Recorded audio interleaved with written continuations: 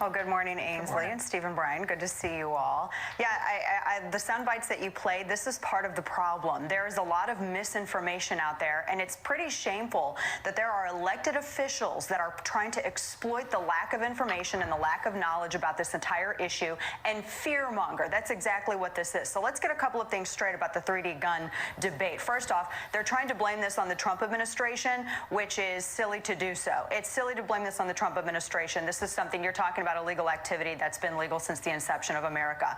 But when they say undetectable, and I've seen senators like Ed Markey say this, I've seen Chuck Schumer say this, they say, oh my gosh, there's going to be just a rash of undetectable guns out there that are going to be printed, and they're going to arm criminals and terrorists. First off, all of the plans that we're talking about actually follow the rule of law. There is no such thing as a legal undetectable gun. So let's get that straight. In fact, ATF spells this out. This is codified. The statute's out there. In order for it to be considered a legal firearm, for whether or not you're personally making it or it's a commercially made firearm, you have to have so many ounces of metal.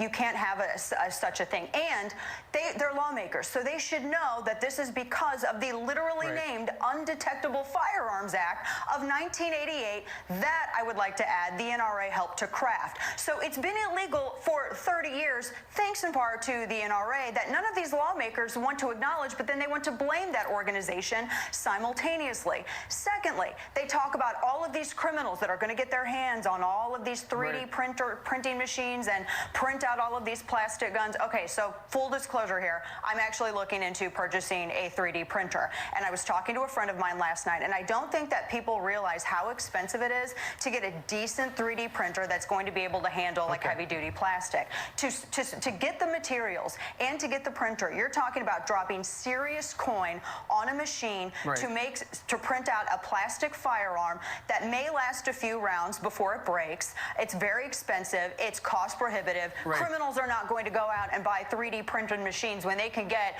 a boatload of firearms on the black market and file the serial numbers off. So none of these arguments are based in reality. These people are fear-mongering. Yeah, the bad people who want to get their hands on a gun could either buy one legally if they possibly could, or could steal one. But I think the scary thing, Dana, about the little plastic guns is they think, okay, that would be a way for somebody to sneak a gun onto an airplane. But from your earlier answer, it sounded like there's, in addition to the plastic, there's metal in there that would actually show up on a screener. Yeah.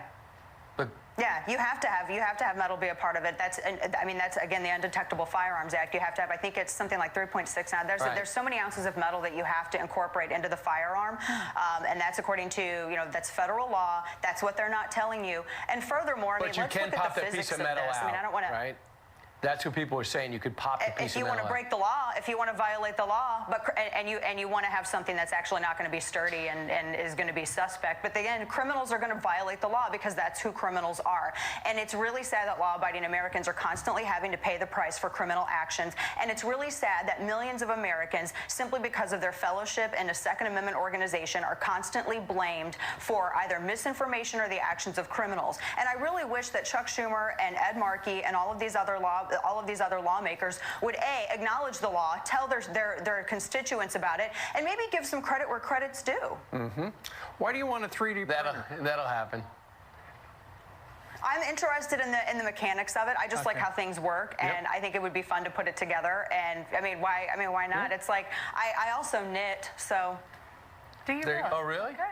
All right, I do. I knit all the time. She is a radio show host, and she also is a spokesperson for the NRA. Do you make your own butter? Dana, thank you very much. Candles, soap, with a thank churn. you.